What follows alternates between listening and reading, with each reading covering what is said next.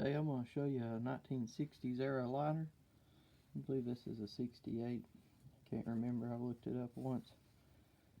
This is an all original. You can see the original style logo from the 60s. Now this one has the three little marks on both sides. This is back when they made the cases of them pretty thick, and they coated them really thick. It was a lot thicker then than they are today. The coating was much thicker, and the brass was a little bit thicker on the case part of it. But now this was original Zippo that was bought new. Now the man I got it from, he carried it through Vietnam. Then after Vietnam, he went to work in the coal mines in the Appalachian Mountains in Kentucky. And he carried this lighter through most of his life before giving it to me.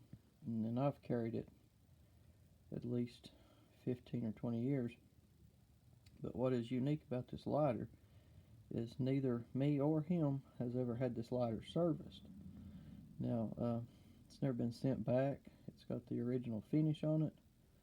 It had the high polished sides and the brushed side. The big sides was had the brushed finish, and then the ends had the high polish. You can still see it in it. But this Zippo has never been serviced, which is just crazy to think. This lighter's this old and it's never been serviced, and it still works. It's got the original insert. It's never been changed. It has been cleaned. I was taught by the original owner cleaning it with a toothpick and just a paper napkin is how we would clean it. It's got the original flint wheel. It's got the original square latch spring, the long original, maybe you can see it. It's a different style latch spring than what they have today. It's a long piece of metal, and it's got the original wick from the 60s. The original wick from the 60s is much different from the wicks that we have in Zippos today. The wicks today seems to burn out a little bit faster. These wicks, when the wind blows, they're kind of like a sparkler. They kind of sparkle a little bit and fizz, but they don't burn out, and they're windproof. I don't know what they made the wicks out of at that time, but the wicks was totally different. They seem to last a lot longer than wicks do today with the little copper wires in them, and the way they make them today. I don't know what difference was changed in them, but the old ones seem to have been a lot more quality than the ones today. Flint wheel, it's original. You can see the rust. The latch spring's original. The latch is original. You can see the wire on it. Even down at the bottom, you can see how much wire it's had on it, but it still latches perfectly fine.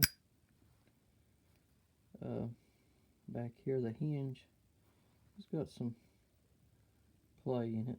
You can see a little bit of separation in the joint there, but it's mainly the wire just in the pin that goes through the case. So you can see it's still got rust on some of it, but this lighter's been carried a lot, and it still works. It's let's see if we can get it out. It's been one of my favorite Zippos. It's pretty tight. Let's see. Pull this out. Yeah, there we go. I'll show you the inside of it. Now, this case has been an extremely tough case. It's been carried a lot. It's got a few little spots here and there. And it's had some spots on it. Back in the day when cars was carbureted and people used to peck on them, Zippo lighters seemed to be what they used because that was all they had in their pocket other than a pocket knife. But you can see it's got the original insert. Now, a lot of people don't know what this little hole's for. A lot of people think this is how you fuel them, but that's actually for an extra flint. So if you're new to Zippos, it's actually a spare flint holder right there. It's got the original Zippo insert, and the insert seems to be a little larger than a normal modern insert. It fits a little tighter and a little thicker. The metal seems to be a little bit thicker. But this Zippo has been it's been one tough Zippo. It's been around all these years and it is still working. And it's still got the original wick.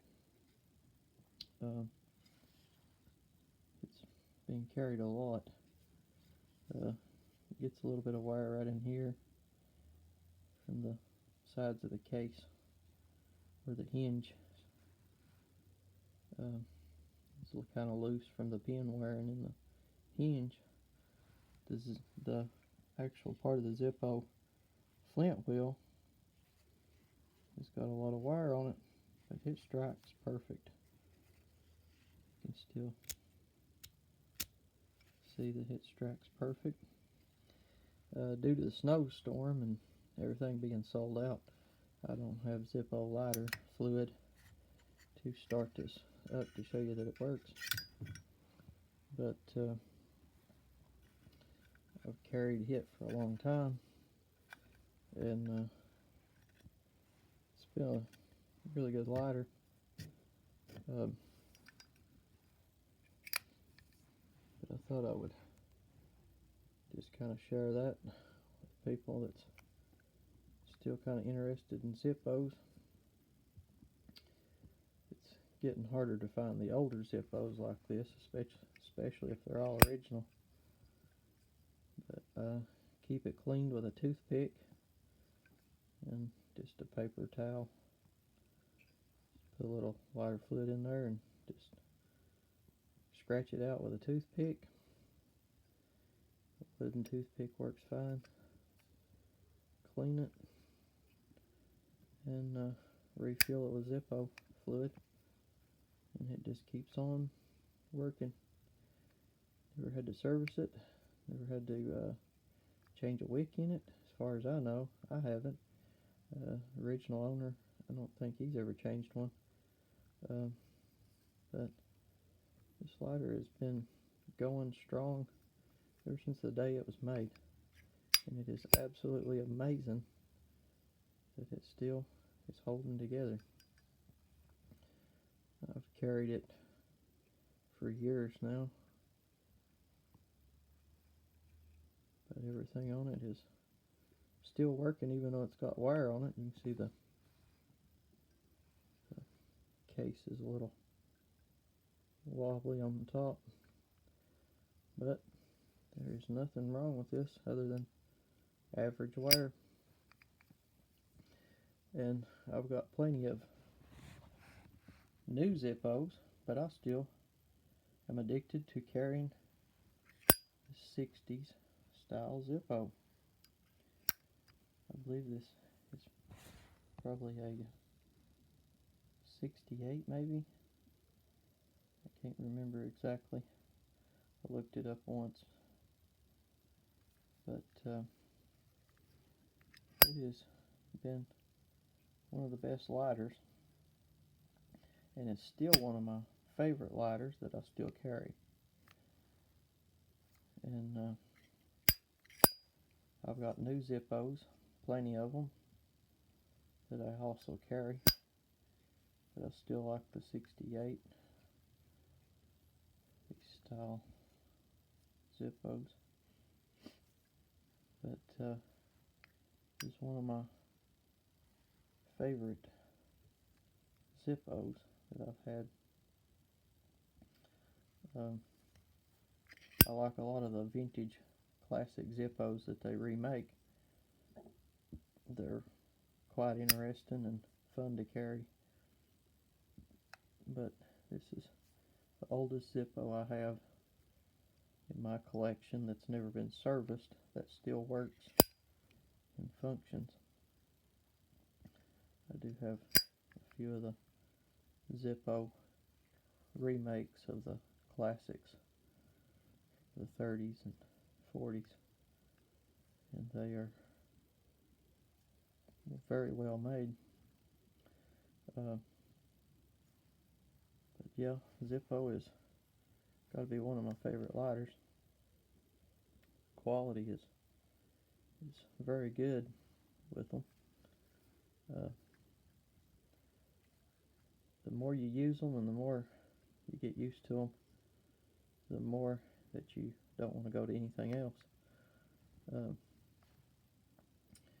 And on that note, also, we're going to show you an old case pocket knife, since Zippo and case is sort of together.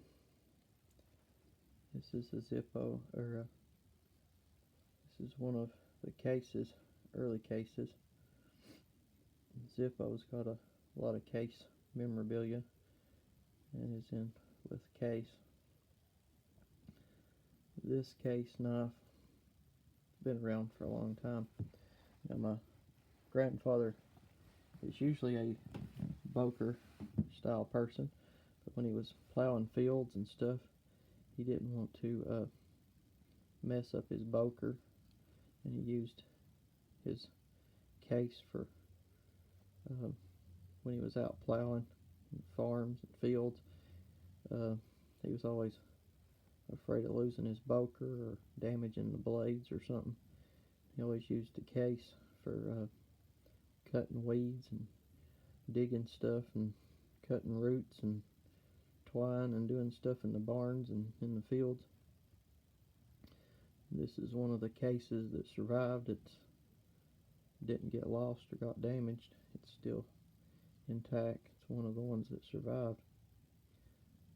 But that was one. Now the blades are still kind of wore on it.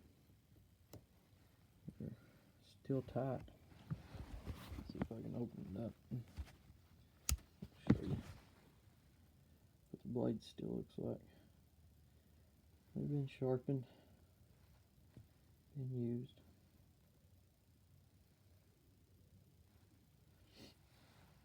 But for most Zippo people, they're into case pocket knives, so I can share that one along with it. That's one that I still carry and use occasionally. That is two of some of my oldest pieces that I still use and carry. And both factories and companies being merged together. That is a treat for everybody to check out. You can tell it's been around quite a while and been carried a lot. Both of these have been holding up strong all these years. No service, no repair. Looks like we got one small minor crack right there. But for all the years that this has been carried, that's quite well for all the years that it's been carried and used. But I do recommend anybody gets an opportunity to own any of this older stuff at a reasonable price, pick it up. It is good quality. Another thing is, don't overpay. Some people will try to charge you a lot of money just because something's old.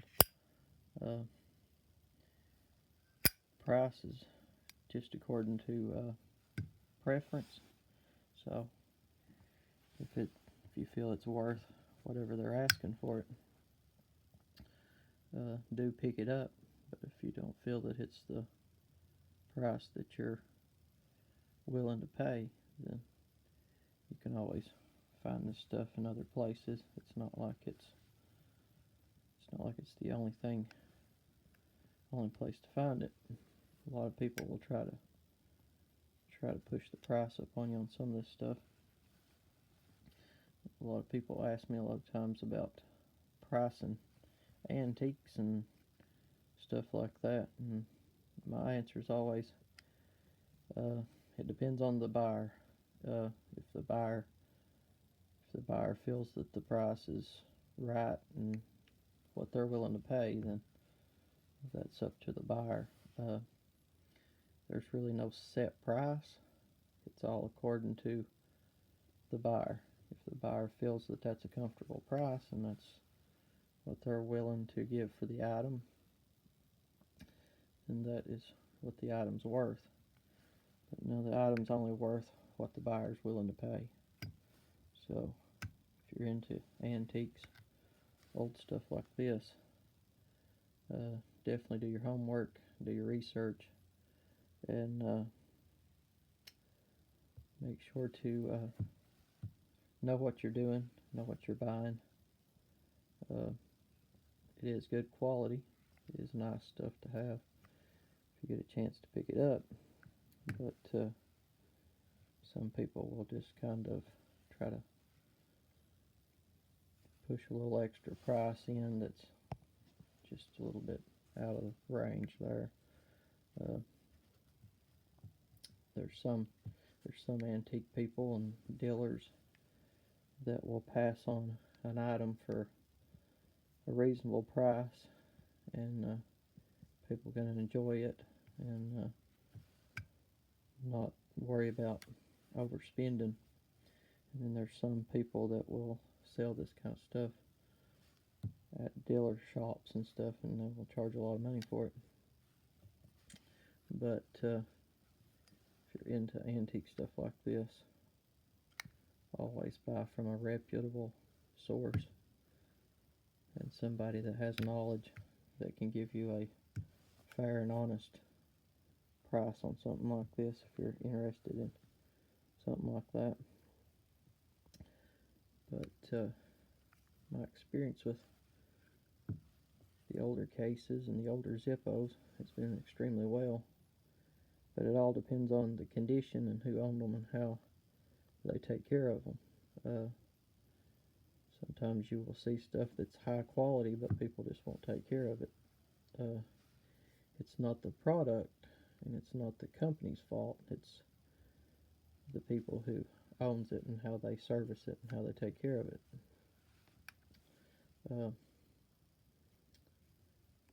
But that is my thoughts on carrying and owning antique pocket knives and zippo lighters.